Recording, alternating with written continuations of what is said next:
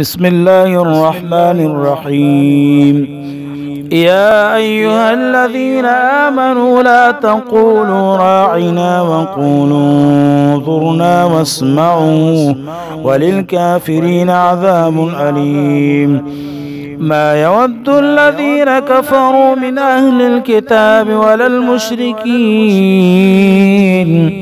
ولا المشركين أن ينزل عليكم من خير من ربكم، والله يختص برحمته من يشاء، والله ذو الفضل العظيم.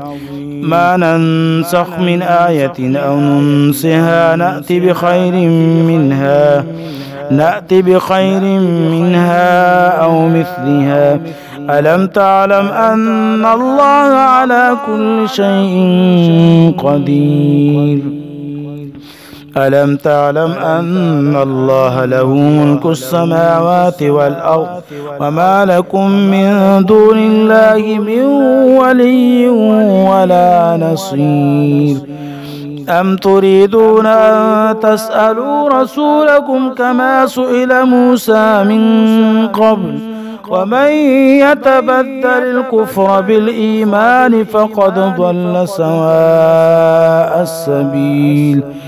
ود كثير من أهل الكتاب لو يردونكم من بعد إيمانكم كفارا حسدا من عند أنفسهم من بعد ما تبين لهم الحق، فاعفوا واصفحوا حتى يأتي الله بأمره، إن الله على كل شيء قدير.